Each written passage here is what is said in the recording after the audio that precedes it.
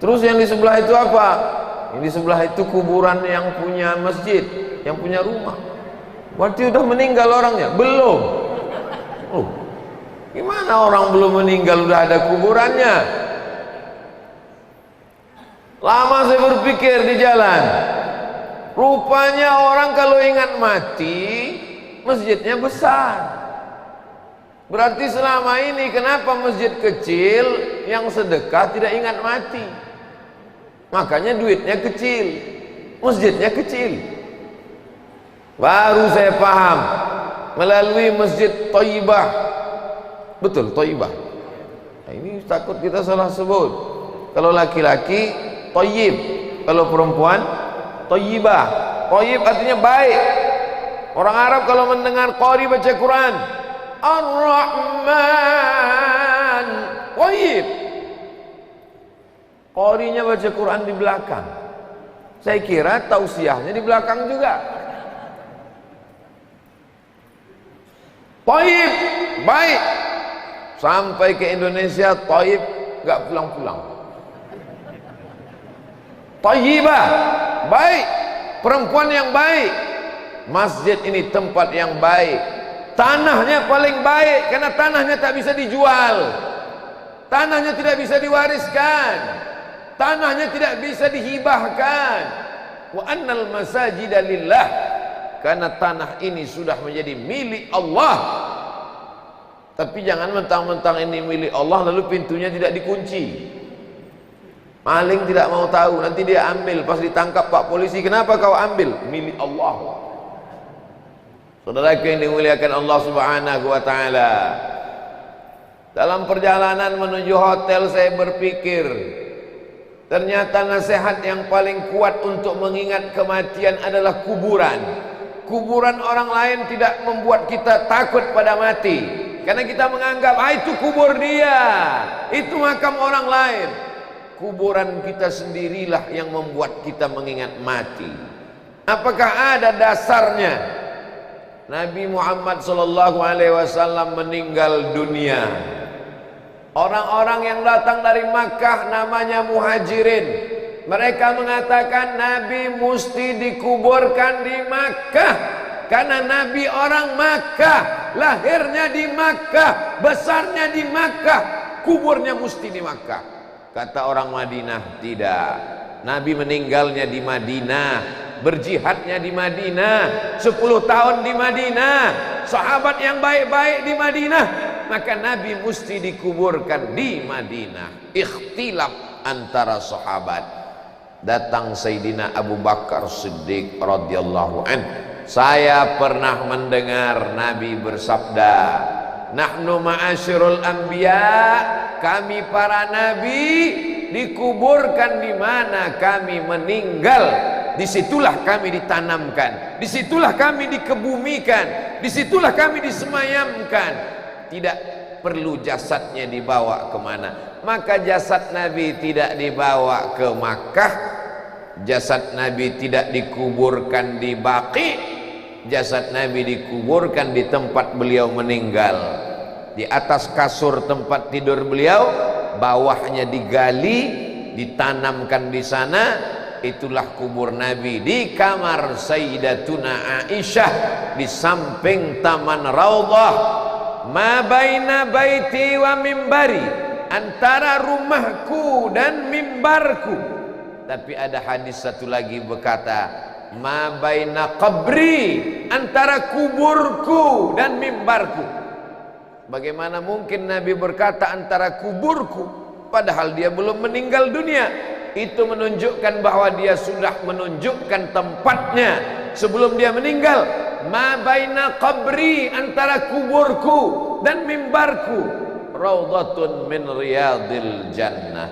Ramadan tahun lalu kita membaca kitab Ar-Risalah Al-Qushairiyah, khatam 30 malam. Salah satu riwayat dalam Ar-Risalah Al-Qushairiyah ditulis oleh Imam Al-Qushairi, ada salah seorang wali Allah menggali kuburnya sebelum dia meninggal dunia, dan setiap malam dia tahajud di dalam lubang itu, membaca Quran dan berzikir. karena lebih khusyuk, lebih takut, lebih ikhlas, lebih bersih, lebih murni hatinya kepada Allah Subhanahu wa ta'ala. Tapi jangan gara-gara ini pulang dari pengajian ini semuanya menggali kubur. Saudara yang dimuliakan Allah Subhanahu wa ta'ala, ada orang takut cerita tentang mati. Seorang suami kalau cerita tentang mati, nanti kalau papa mati gimana ma? Jangan cerita mati. Seorang istri takut cerita mati, padahal kematian akan datang.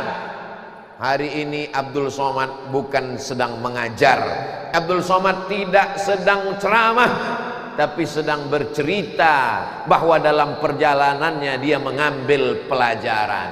Pelajaran tidak hanya diambil dari buku, pelajaran tidak hanya diambil dari kitab.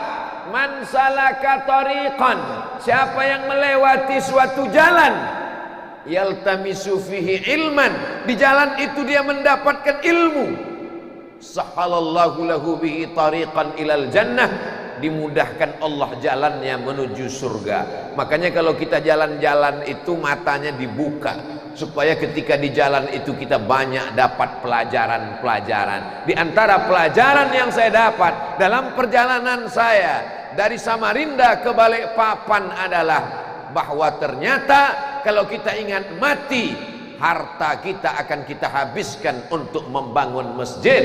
Ternyata kalau kita ingat mati, kita tidak takut dan tidak khawatir. Kenapa masjid bisa sebesar ini? Jawabannya saya dapat subuh ini. Ternyata orang-orang masyarakat muslimin muslimat di sekitar masjid sudah sholat subuh 16 tahun, barulah bisa jamaahnya, masjidnya semuanya besar, tiangnya besar, kubahnya besar, jamaahnya besar, kursinya pun besar. Itu maka saya tak duduk di sini. Kalau saya duduk tenggelam, saya nampak betul saya kecil. Jamaah yang dimuliakan Allah Subhanahu wa ta'ala, ini ulang tahun yang ke-16 safari subuh ini. Baru di masjid ini saya dikasih tahu oleh protokol. Tidak diberitahu bahwa ini ulang tahun safari subuh yang ke-16. Kalau mau masjidnya besar, maka safari subuh. Dalam pikiran saya, kalau 16 tahun aja sebesar ini, apalagi kalau 25 tahun. Ini nampaknya masjidnya akan mengalami pembesaran terus. Semakin besar masjidnya, semakin luas tanah yang dipakai, semakin ramai jamaah, maka disitulah Allah akan menurunkan rahmatnya ke negeri ini. Negeri ini menjadi baldatun thayyibatun wa rabbun ghafur. Ada yang negerinya baldatun thayyibatun, negerinya baik, pekerjaan mudah, banyak uang, rumah mewah, mobilnya cantik, tapi Allah tidak Rabbun Ghafur, karena Allah tidak disembah. Pernikahan sejenis diizinkan, khamar dijual belikan, negerinya thayyibatun, tapi Allah tidak Rabbun Ghafur. Kita ingin bukan cuman baldatun thayyibatun, tapi kita ingin Rabbun Ghafur. Karena kalau cuman thayyibatun di dunia saja dapat, akhirat belum tentu. Kalau cuman thayyibatun baik di dunia, dunia hanya sementara, dunia hanya sekejap, setelah itu habis. Yang kekal abadi adalah walal akhiratu khairul laka minal ula wal akhiratu khairu wa abqa. Akhirat lebih kekal, akhirat lebih abadi.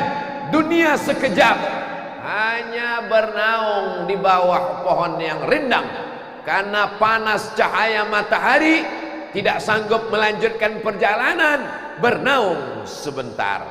Abdul Somad dalam perjalanan dari Samarinda menuju Balikpapan, karena panas terik berhenti sebentar di bawah pohon yang rindang, sejuk, adem, ayem, sementara matahari redup.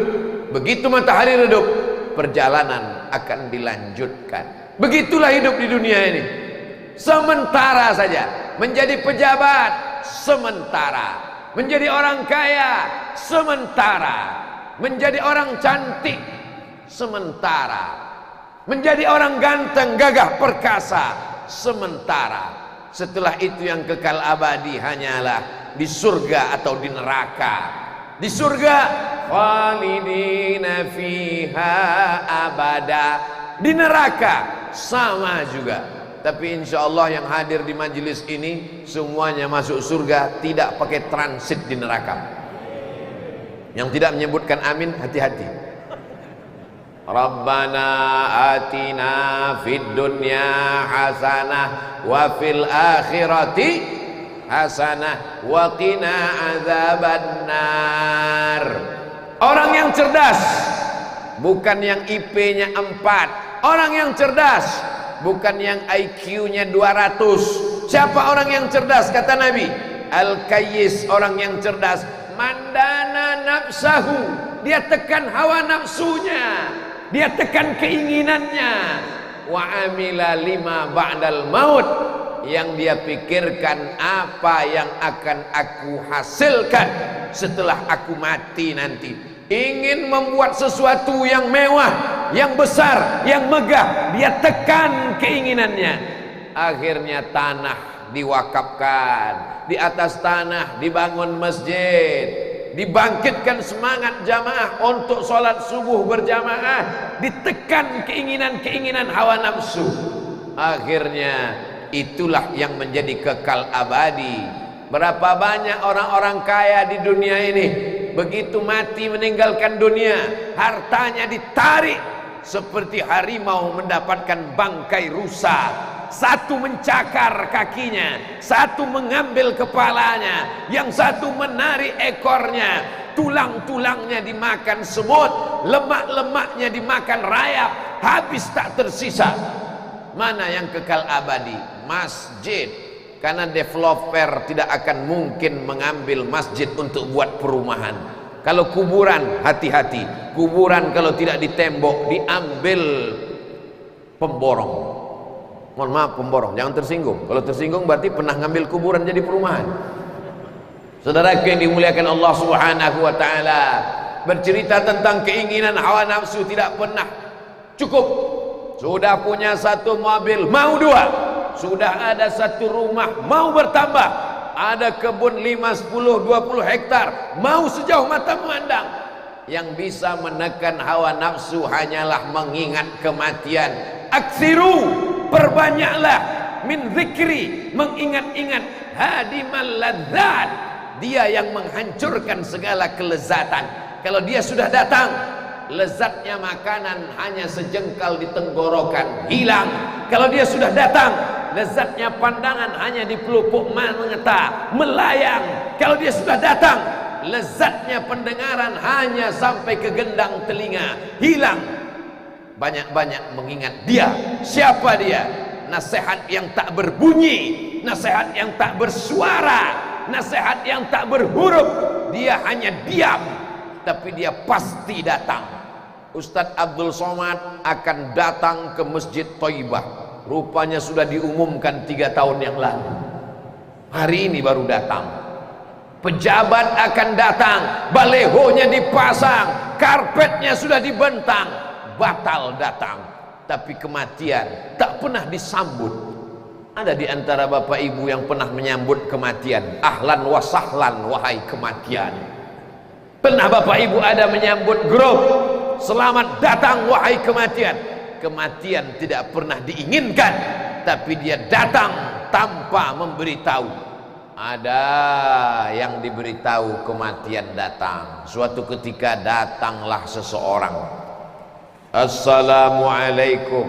Waalaikumsalam. Dia bertamu ke rumah Nabi Ibrahim alaihi salam, yang namanya tadi kita sebut 4 kali dalam tasyahud akhir. Kama sallaita ala Ibrahim wa ala ali Ibrahim, kama barakta ala Ibrahim wa ala ali Ibrahim. Assalamualaikum. Waalaikumsalam. Man anta? Nabi Ibrahim sahibul bait, dia bertanya kepada tamunya, man anta, kamu siapa? Apa kata tamunya? Ana malakul maut, aku malaikat maut. Bayangkan kalau tamu kita pagi ini datang malaikat maut. Kamu siapa? Malaikat maut. Kamu mau apa? Madza turidu? Kamu mau apa malaikat maut? Kata Nabi Ibrahim. Malaikat maut menjawab, uridu an aqbidha ruhak. Aku mau mencabut nyawa. Kata Nabi Ibrahim, aku ini Khalilullah, aku ini orang paling dekat dengan Allah, aku ini kekasih Allah. Apakah mungkin ada kekasih yang tega mencabut nyawa kekasihnya? Apakah ada kekasih yang mau menyakiti kekasihnya? Kekasih takkan mungkin menyakiti kekasihnya. Kata Nabi Ibrahim alaihissalam. Apa jawab malaikat maut? Hal yakrahu khalilun liqa'a khalilihi. Adakah kekasih yang tak suka berjumpa dengan kekasihnya? Kata Nabi Ibrahim, kalau begitu cabutlah nyawaku. Mana tahu nanti malaikat maut datang, cobalah ajak bernegosiasi begitu. Assalamualaikum. Waalaikumsalam. Kamu siapa? Tukang kredit. Tukang kredit aja tidak bisa diajak mundur, apalagi malaikat maut. Ini kenapa bisa? Ibrahim alaihissalam.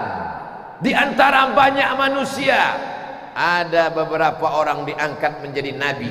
Di antara beberapa nabi, ada yang diangkat menjadi rasul. Di antara beberapa rasul, ada yang diangkat menjadi ulul azmi. Di antara ulul azmi itu adalah Sayyidina wa Maulana Ibrahim alaihissalam. Bukan kita, tapi ada beberapa hamba Allah yang saya jumpai, dia ingin coba tawar menawar dengan Allah subhanahu wa ta'ala. Pak Haji umurnya berapa? 85 tahun Pak Ustadz.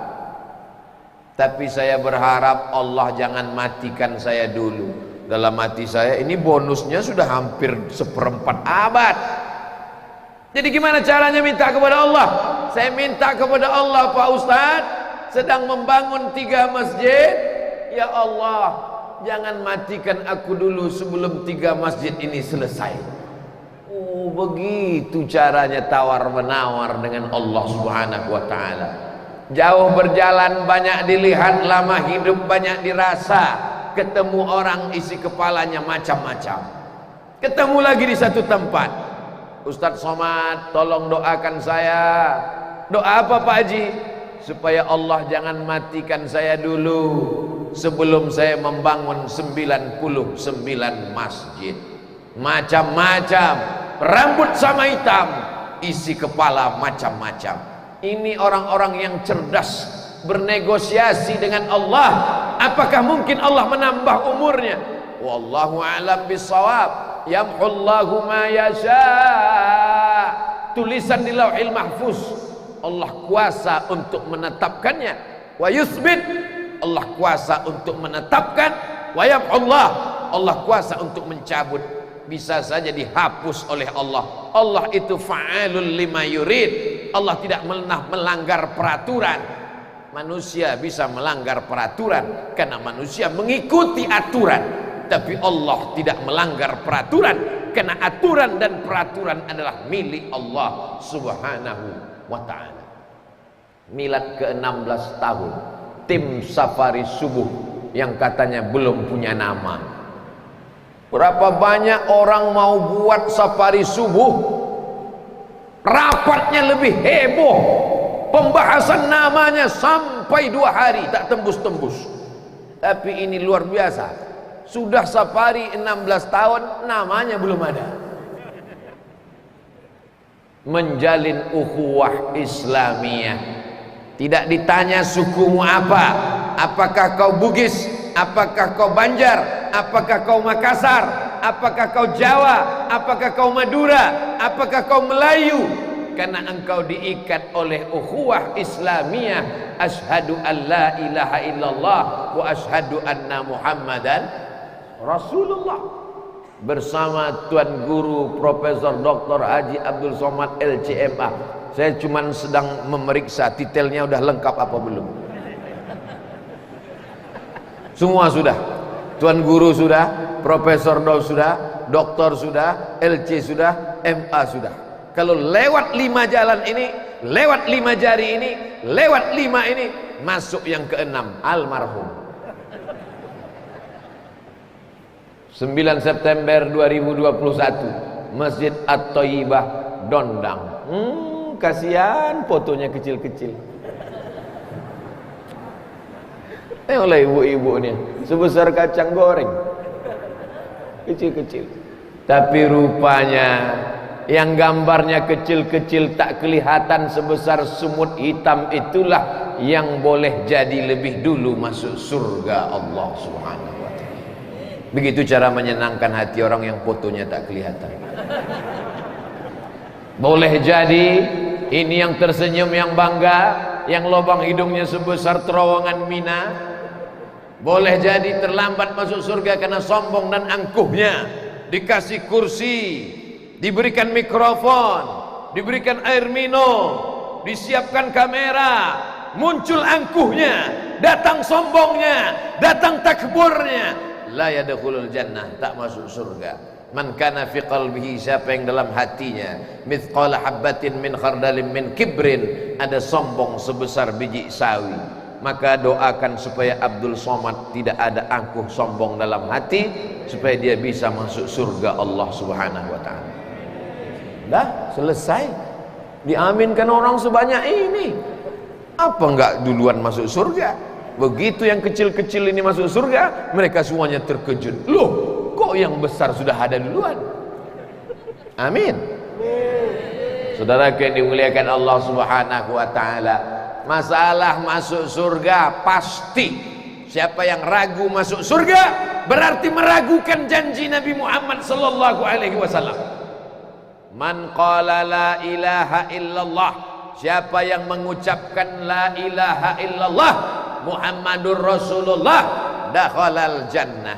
Belum ngomong, belum bicara, belum pandai menggerakkan lidah, kita sudah mengucapkan la ilaha illallah di dalam hati kita. Ketika bapak kita mengazankan ke telinga kita, asyhadu an la ilaha illallah,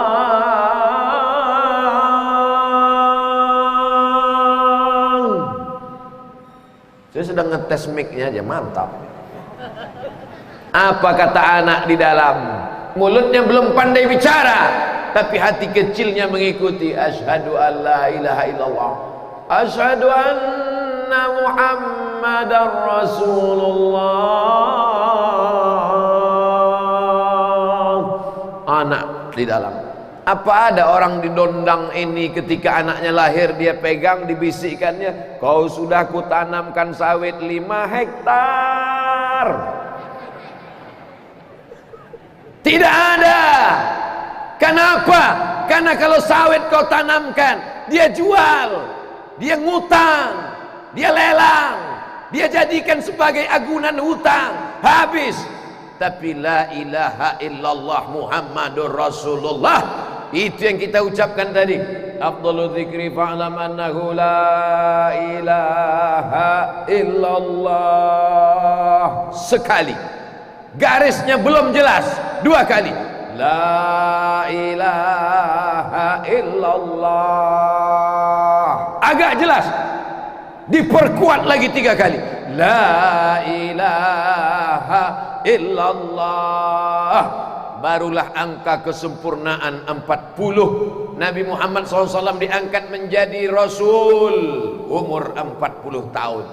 Nabi Musa terjebak di lembah Tih 40 tahun.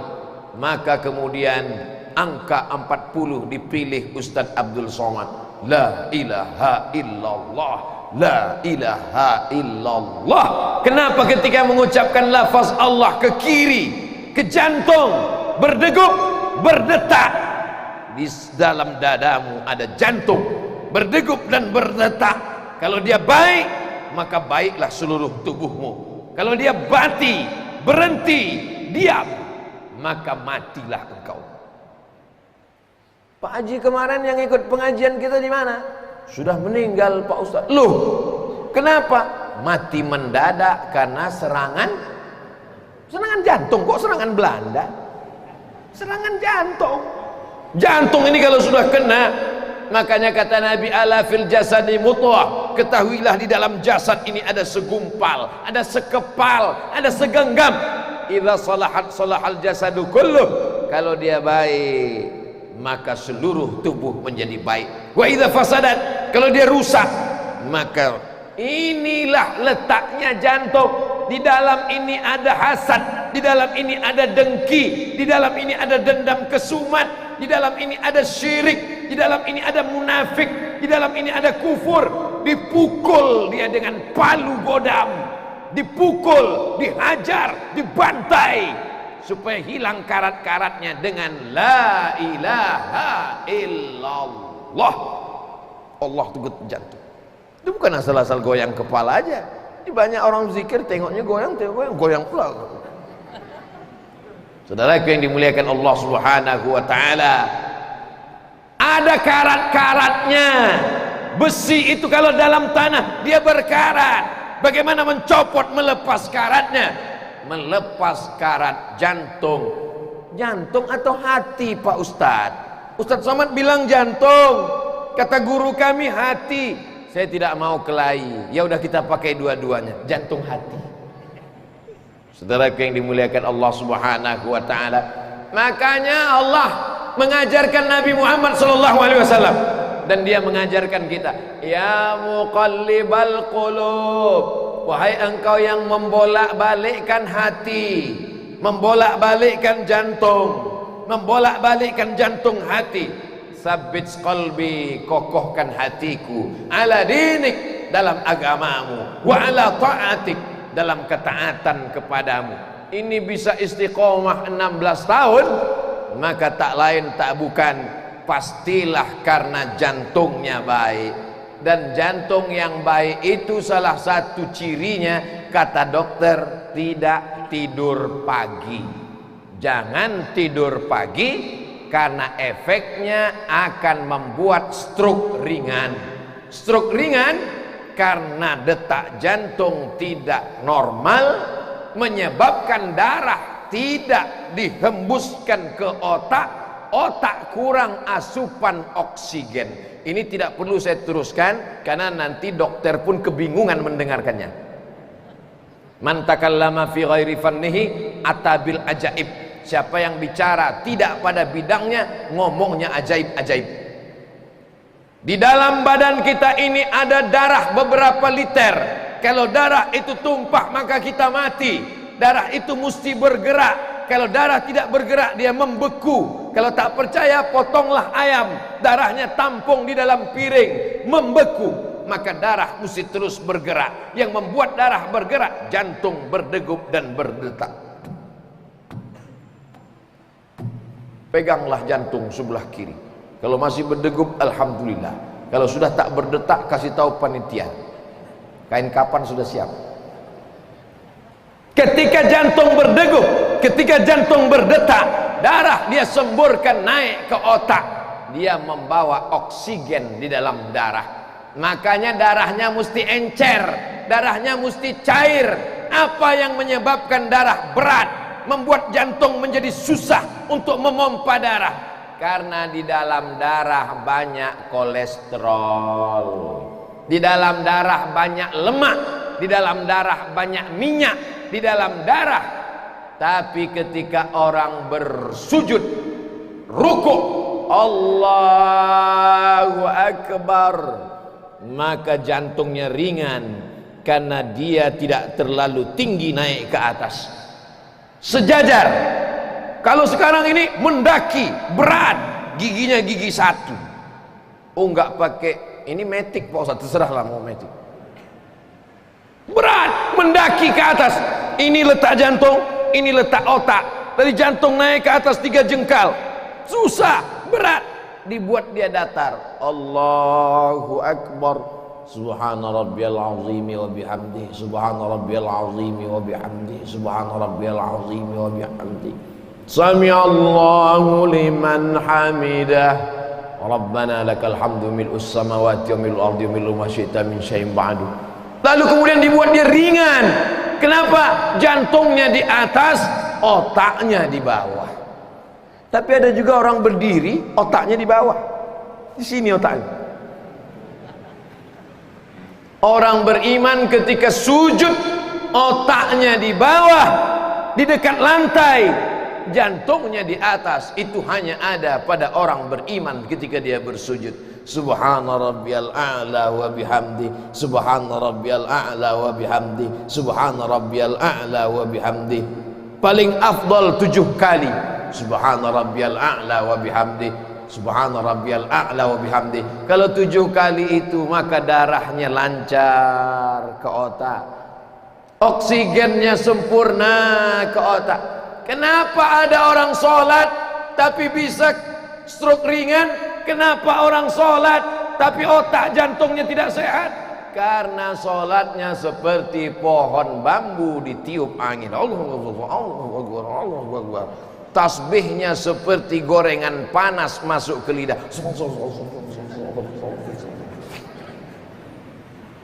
Nanti dalam catatan malaikat kumur-kumur.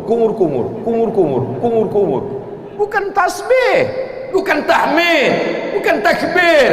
Nikmati sholat. Ada rasa nikmat, lauk, ada rasanya. Bahwa kita sedang berhadapan dengan Dia, pencipta alam semesta. Kita bukan menghadapi bupati, bukan berhadapan dengan gubernur, bukan berhadapan dengan polisi, bukan berhadapan dengan tentara, tapi kita berhadapan dengan Rabbil Alamin, pencipta alam semesta. Kadang kita ini lebih takut berhadapan dengan atasan daripada dengan Allah. Kalau atasan yang menelpon, siapa? Sebentar lagi datang, Pak. Kau besok datang jam 7 ya? Siapa? Jam 6.30 sudah datang. Tapi begitu Allah yang memanggil kita, hayya 'alas shalah. Jam 3 belum sholat zuhur. Kok belum sholat zuhur? Waktu zuhur kan panjang. Ada saja alasan-alasan kita. Kalau mau cukup 1 dalil, tapi kalau tak mau 1000 dalil akan dibantah dengan 1001 dalil. Bukan hadis Nabi, dapat saya di grup WhatsApp.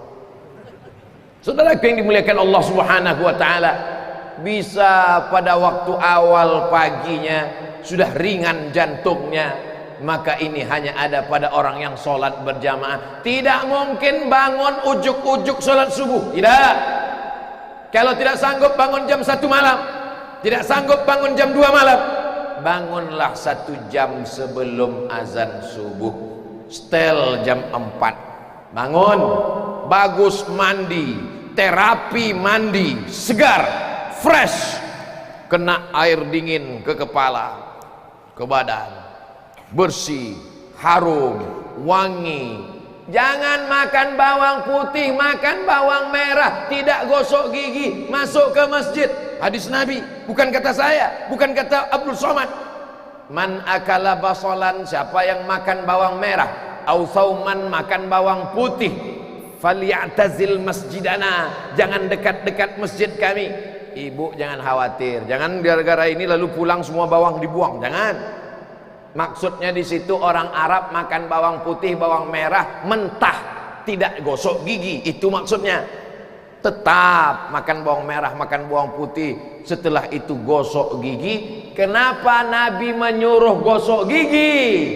Karena bau busuk menyebabkan malaikat tidak turun membawa rahmat. Innal malaikata tata'adza, malaikat tersakiti, tidak suka bau busuk. Makanya kalau di majelis para habaib dihidupkan asap-asap gaharu, dihidupkan bukhur yang dijual di Makkah, bukhur yang dijual di Madinah. Kami dulu ketika masih menjadi mahasiswa dari Mesir, naik kapal laut ke Jeddah, dari Jeddah naik mobil ke Makkah, melihat asap-asap, berdiri di dekat asap, tarik asapnya biar supaya harum semerbak. Ini namanya parfum gratis untuk mahasiswa. 1 onnya, 1 milinya, harganya mahal. Kita yang tidak tahu masih anak mahasiswa, rupanya ini gaharu berasal dari Pulau Kalimantan. Di tengah hutan belantara ada satu pohon gaharu cendana dijadikan orang Melayu sebagai pantun. Sudah gaharu cendana pula, sudah tahu bertanya pula, katanya. Di dalam batangnya itu ada hitam, lalu kemudian dia berminyak. Minyaknya itulah dijadikan parfum. Satu botol kecilnya 40 juta. 40 juta. Jarang orang mau pakai parfum ini, karena kalau dipakai teman-teman minta itu semakin berkurang menetes air mata, saking mahalnya. Saudara yang dimuliakan Allah Subhanahu wa taala, makanya kalau di majelis para habaib dihidupkan bukhur asap, orang-orang yang belum ngaji, yang baru taubat, akhirnya saling berbisik, kenapa pakai asap? Mungkin manggil jin. Tidak ada hubungannya dengan jin, itu untuk mengharumkan suasana. Lalu kenapa di Masjid Thayyibah Ustadz Somad ceramah tidak ada asapnya? Karena sudah harum semerbak semuanya, insya Allah wangi. Tapi tadi waktu kami duduk di belakang, tiba-tiba datang lalat satu. Lalatnya hinggap ke saya pula. Ya Allah, dalam hati saya, tak tahulah Ustadz nih, lalat nih bahwa ini Ustadz. Ternyata lalat tak bisa membedakan. Susah untuk meyakinkan lalat bahwa bunga mawar itu lebih harum daripada sampah. Saudara yang dimuliakan Allah Subhanahu wa taala, kenapa Allah menciptakan lalat wahai imam? Seorang imam ditanya, Allah menciptakan malaikat, Allah menciptakan aras, Allah menciptakan manusia cantik. Laqad khalaqnal insana fi ahsani taqwim. Tapi kenapa Allah menciptakan lalat? Imam tersenyum. Apa kata dia? Allah ingin menghinakan raja-raja, Allah ingin menghinakan orang kaya, Allah ingin menghinakan orang sombong. Diciptakannya lalat. Lalat tidak bisa membedakan mana gubernur, bupati, wali kota, presiden, menteri, kepala dinas, kepala kantor, kepala badan. Asal nampaknya hidung, dia hinggap. Lalatlah yang mampu menghinakan orang-orang yang merasa hebat dengan dirinya. Kenapa tiba-tiba kita masuk ke pembahasan tentang lalat? Karena bau. Malaikat tak suka pada yang bau. Maka paling bagus pagi itu mandi bersih. Setelah itu salat sunat wudu. Usolli sunnatal wudu raka'ataini lillahi ta'ala. 2 rakaat. Setelah itu usolli sunnatat taubat. Dosa kita banyak. Dosa mata, dosa telinga, dosa lidah. Sholli sunnatat taubat raka'ataini lillahi ta'ala. Setelah itu barulah salat tahajud. Usolli sunnatat tahajud. Belum azan subuh, lanjut lagi 2 rakaat, salam. Belum masuk waktu subuh, lanjut lagi 2 rakaat, salam. Belum lagi masuk. Setelah agak-agak mendekat, ditutup dengan witir 3 rakaat. Tak lama setelah itu terdengarlah mikrofon masjid. Assalatu wassalamu alaika ya man, ya asra bikal muhaiminu laila. Tak lama setelah itu barulah azan. Langkah demi langkah tapak kaki melangkah ke masjid. Bapak rumahnya di mana? Di sana. Kendaraannya mana? Saya jalan kaki Pak Ustadz. Mantap. Setiap langkah kaki. Langkah pertama menghapus dosa, langkah kedua mengangkat derajat, langkah ketiga menghapus dosa, langkah keempat mengangkat derajat. Ya Rasulullah, rumah kami jauh dari masjid, kami mau jual rumah, kami mau jual tanah, kami mau pindah ke dekat Masjid Nabawi. Jangan, kata Nabi, jangan pindah dekat Masjid Nabawi. Kau tetap di sana, datang berjalan, karena setiap langkahmu akan dicatat. Wa naktubu ma qaddamu wa asarahum wa kulla syai'in ahsaynahu fi kitabim mubin. Langkah-langkah tapak kakimu akan menjadi saksi di hadapan Allah Subhanahu wa ta'ala. Hari ini orang tidak mau jalan kaki. Setelah dokter spesialis tulang memberikan nasihat, barulah dia mau jalan kaki. Langkahkan kaki Anda 10.000 langkah sehari, kalau tidak Anda akan terkena osteoporosis. Orang beriman sudah melangkahkan kakinya dengan syarat apa? Kenapa jamaah ini sehat-sehat semua? 16 tahun jalan kaki, bukan tanggung-tanggung. Lalu yang punya mobil itu baru pagi ini dia bawa mobil, karena mau cepat mengejar Ustadz Abdul Somad. Selama ini di jalan kaki. Saudara yang dimuliakan Allah Subhanahu wa taala. Lalu Pak Ustadz, kami yang ke masjid nggak jalan kaki, apa nggak ada pahalanya? Setiap tetes bensinmu akan dibalas Allah pahala. Tapi saya pakai solar Pak Ustadz, setiap solarmu akan pahala. Tapi saya pakai Dexlite Pak Ustadz, setiap Dexlite.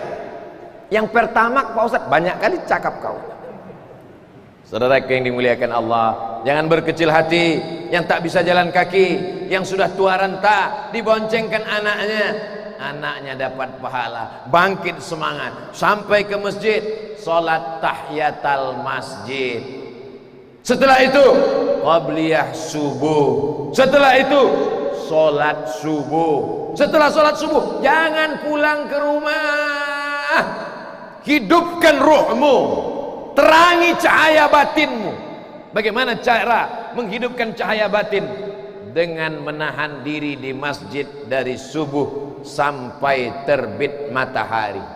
Kira-kira matahari sudah terbit betul di Dondang ini? Sudah. Kalau tak terbit mana nampak mobil merah sama putih? Tadi saya tengok mobil itu hitam semuanya. Setelah terbit matahari, oh ada yang merah, ada yang putih, ada yang biru, ada yang hijau, baru nampak pagarnya warna kuning. Itu menunjukkan matahari sudah terbit. Tapi kalau ragu matahari sudah terbit atau belum, cukup lihat waktu maghrib. Maghrib di Dondang jam berapa? Jam berapa Pak Haji maghrib di Dondang? 6.15. 6.15 maghrib.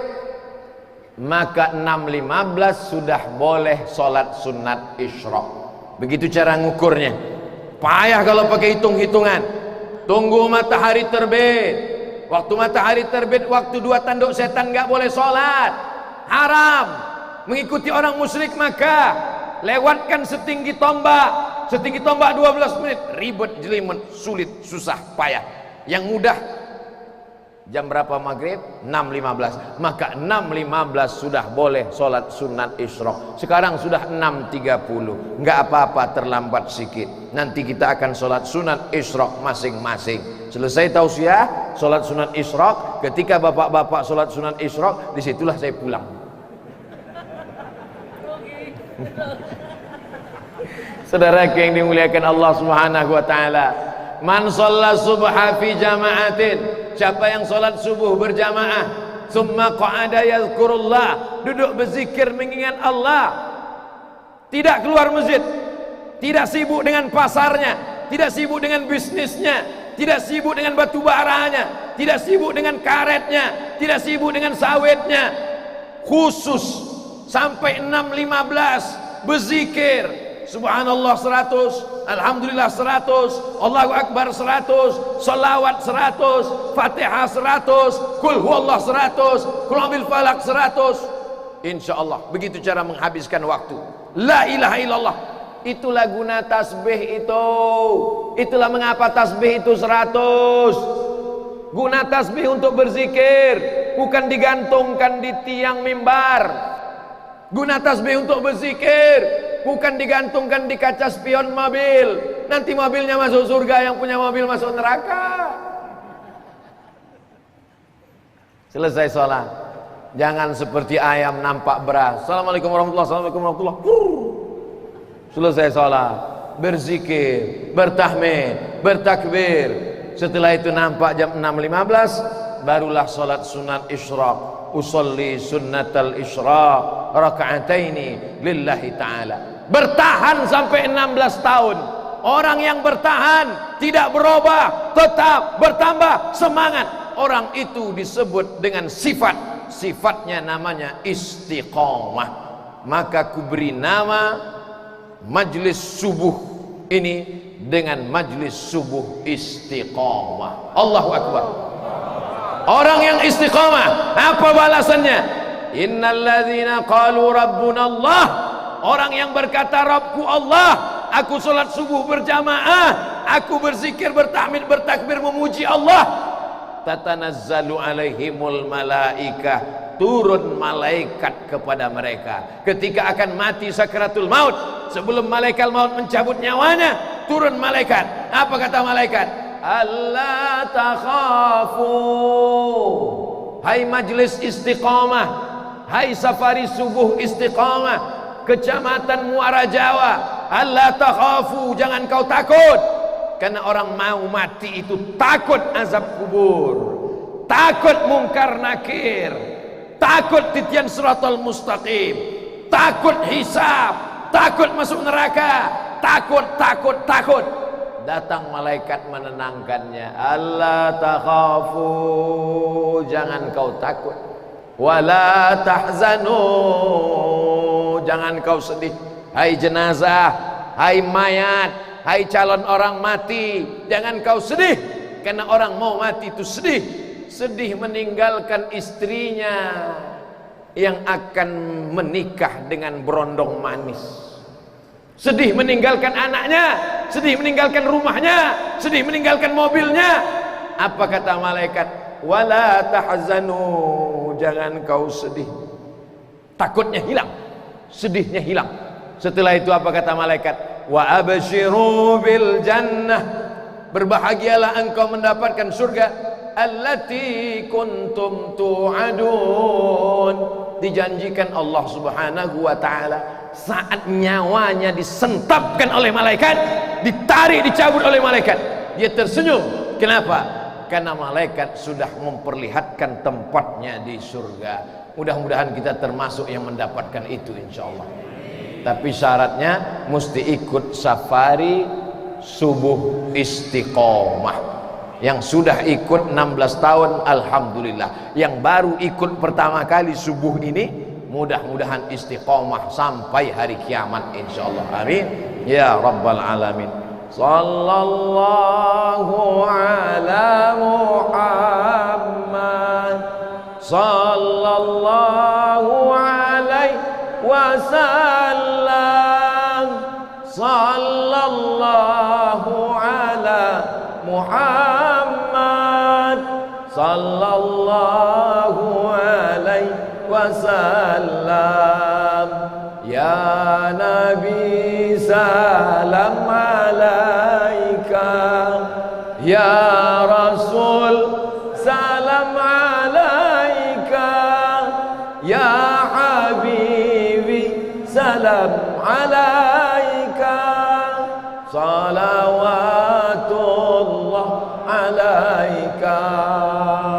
Begitulah jamaah akan mengiring kita ke liang lahat, dimasukkannya ke dalam kubur. Habis itu 3 orang turun ke bawah, yang satu memegang kepala, yang satu memegang pinggang, yang satu memegang kaki. Orang dari atas teriak, buka wajahnya, buka. Karena anak tak tahu cara menguburkan bapaknya. Karena selama ini anak hanya diajarkan cara bawa mobil, selama ini anak hanya diajarkan cara ngitung bisnis. Dia tak tahu bagaimana cara membuka. Wajah bapak ibu dibuka, hidungnya mesti menempel ke dinding liang lahat kubur. Setelah itu papan ditutupkan rapat. Setelah itu diambil tikar. Mana tikar? Mana tikar? Kenapa pakai tikar? Supaya tanahnya tidak melompat jatuh langsung ke kayu, gelebu. Ini bukan menanam kucing, ini orang, ini hamba Allah, ini mulia. Pelan-pelan tanahnya jatuh. Setelah itu ditimbun, setelah itu dibacakan talqin dan doa. Setelah itu kedengaran suara kaki pelayat orang yang meninggal dunia, jenazah yang di dalam liang lahat mendengar suara kaki pelayat masuk ke dalam kubur, mendengar suara kaki pelayat yang mengiring jenazah pulang satu persatu. Tinggallah kau sendiri di dalam. Siapa yang menemani? Tanah yang pernah diwakafkan jadi masjid, dinding keramik AC, kipas angin, lampu kubah. Tanah yang diwakafkan untuk pesantren Nurul Azhar Kalimantan. Anak-anak yang dikirim ke Al Azhar pulang. itulah yang akan menerangi alam barzah di tengah gelap gulita. Itulah yang akan melapangkan kubur. Sudah kusampaikan ya Allah di majlis subuh istiqamah. Kalau ada yang mengamalkannya, setetes dua tetes mengalir juga ke Abdul Somad. Kalau tidak diamalkannya, sudah kusampaikan ya Allah, persaksikanlah wahai para malaikat, sudah kusampaikan kepada umat Muhammad sallallahu alaihi wasallam. Itulah yang dapat disampaikan Al-Fakir Abdul Somad pada subuh yang mulia ini.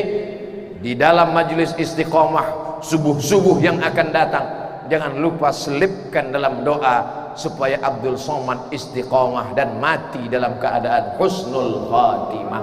Al-Fatihah. A'udzu billahi minasy syaithanir rajim. Bismillahirrahmanirrahim. Alhamdulillah.